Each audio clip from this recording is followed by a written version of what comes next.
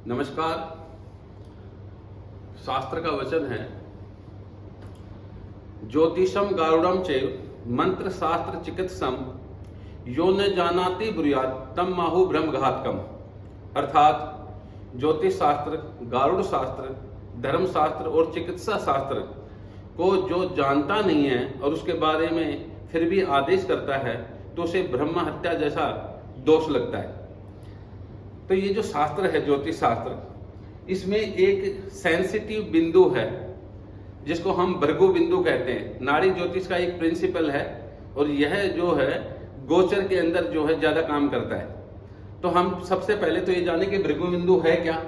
भृगु बिंदु क्या है? सूर्य, माफी चाहूंगा, चंद्रमा और राहु, इन दोनों से गणना करने के प्राप्त हमें एक बिंदु मिलता है। जिस प्रकार से गुलिक निकालते हैं, उपकेतु निकालते हैं, इंद्रचाप आदि जो हमारे 9 ग्रह हैं तो 9 उपग्रह भी हैं, उसी प्रकार से इसकी गणना की जाती है। गणना करने के नियम 2 हैं जो हमने कर ली है कि चंद्र स्पष्ट में से राहु स्पष्ट को घटा दीजिए। जन्म पत्री में जो भी हमारा चंद्रमा जन्म के समय जिस राशि अंशकला विकला पे था, उसी समय के हमने चंद्र स्पष्ट भी और राहु स्पष्ट भी लेना है। ये हमारी जन्मकालीन स्थिति के आधार पे है। तो चंद्रमा स्पष्ट जो है किसी का 8 साइन 14 अंश 18 कला और 37 विकला पे है, और राहु स्पष्ट 5 साइन 5 अंश 46 कला और 37 विकला पे है। इन दोनों को हमने क्या किया? जोड़ दिया, प्लस कर दिया।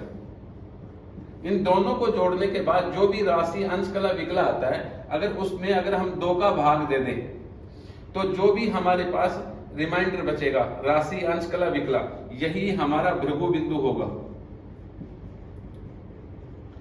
तो पहला नियम तो है भृगु बिंदु निकालने का, चंद्र स्पष्ट प्लस राहु स्पष्ट, इन दोनों को जोड़ के इनमें 2 का अगर भाग दे दिया जाए और जो भी राशि अंश कला बचेगा वही हमारा भृगु बिंदु होगा। तो एक तरीके से तो हम ऐसे निकाल सकते हैं। दूसरा एक और तरीका है, क्रॉस चेक कर सकते हैं कि हमने सही निकाला या गलत निकाला। उसमें है चंद्र स्पष्ट में से राहु स्पष्ट को घटा दीजिए, माइनस कर दीजिए। जो भी राशि अंश कला विकला बचेगा उसमें 2 का भाग दे दीजिए आप। अब 2 का भाग देने के बाद जो भी राशि अंश कला फिर बचा हमारे पास, उसके अंदर राहु स्पष्ट जो जन्म के समय का ही है 5 5 46 37 5 5 46 37 हमने इसमें जोड़ा।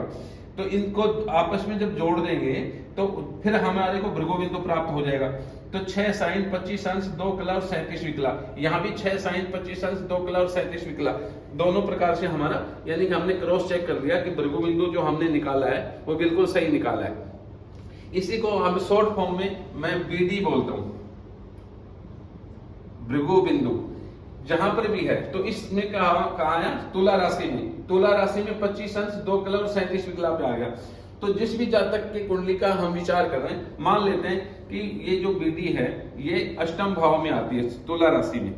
यहाँ पर बीडी लिखा में हमने और इसके डिग्रियां लिख दी 25 अंश और 2 कला। अब हम विचार करेंगे, यहाँ पर मेलफिक जो प्लेनेट है और जो ऑस्पिशियस प्लेनेट है जिसको हम शुभ और पाप ग्रह कहते हैं, तो इसका विचार कैसे है कि सूर्य, मंगल, शनि, राहु, केतु और अमावस्या का चंद्रमा, यानी पक्ष बल से हीन चंद्रमा, इन सबको तो हमने पाप माना। और हमारे पास जो शुभ ग्रह हैं वो हैं गुरु,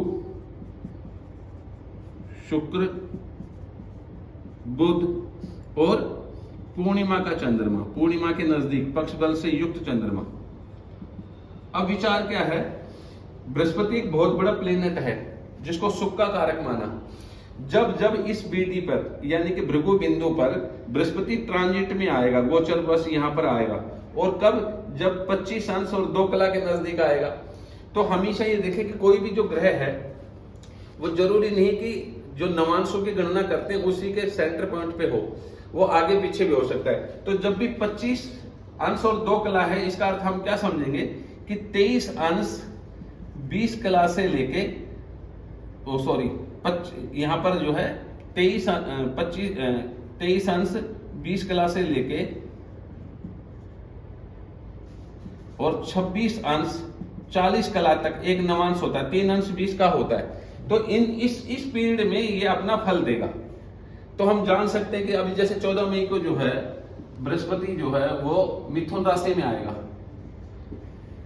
तो हमें मालूम है मिथुन राशि में कब आएगा। तो सभी ग्रहों के बारे में पंचांग जो है, पंचांग के अंदर लिखा मिलता है कि कौन कौन ग्रह कौन सी राशि में कितने बज के कितने मिनट पे कितनी तारीख को आ रहे हैं, तो वहां से हमें जानकारी मिल जाएगी।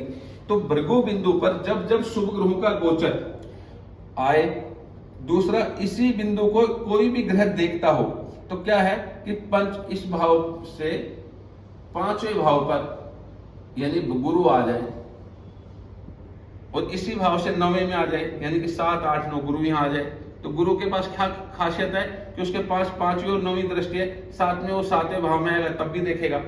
तो भृगु बिंदु पर बृहस्पति 4 बार शुभ प्रभाव डालता है। कब डालेगा? भृगु बिंदु पर जब ट्रांजिट करेगा तब, जब उससे 5वें भाव में गोचर कर रहा होगा तब, जब उससे 7वें भाव में और 9वें भाव में गोचर कर रहा होगा तब भृगु बिंदु को वह प्रभावित करेगा, तब शुभ फल मिलेगा। और इसी दौरान जब बृहस्पति भृगु बिंदु को प्रभावित कर रहा हो और उस समय यदि शुक्र, बुध और चंद्रमा भी आ जाए तो सोने पे सुहागा, अर्थात शुभ फल जो है वो अधिक मात्रा में बढ़ जाएगा। लेकिन पाप ग्रहों की बात करें तो सूर्य, मंगल, शनि, राहु, केतु आदि भी जब जब इस बिंदु पर गोचर करते हैं, जब जब इस बिंदु को देखते हैं, तब तब जातक के जीवन में कुछ अशुभ फल भी प्राप्त होते हैं।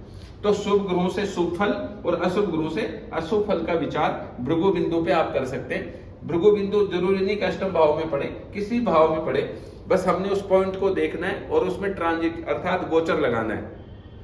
तो यहाँ पर शुभ ग्रहों का गोचर जातक के जीवन में खुशहाली लाएगा, संतान का जन्म होना, विवाह होना, ये भी फल होते हैं। गाड़ी लेना, मकान बनाना, नौकरी के अंदर उन्नति करना, प्रमोशन आदि जो है वो सब कुछ, धन का आगमन होना, कोई भी खुशी हो परिवार के अंदर, वो सब शुभ ग्रह जब इस बिंदु पे आते हैं तब फल मिलता है।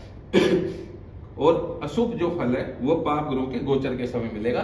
शर्त एक ही है कि या तो इस पे गोचर करें या इसको दृष्ट कर रहे हो तभी।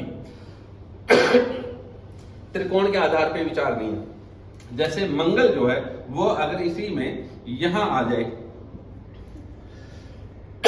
तो मंगल क्या होगा, 1, 2, 3, 4 अपनी चतुर्थ दृष्टि से देखेगा। और उसी समय यदि सूर्य मान लो कि उससे 7वें भाव में गोचर कर रहा हो तो 2 पाप ग्रहों का प्रभाव हो गया, तो उस समय भृगु बिंदु अपन के प्रभावित होने का अशुभ फल प्राप्त होगा। इस प्रकार से विचार कर सकते हैं। धन्यवाद।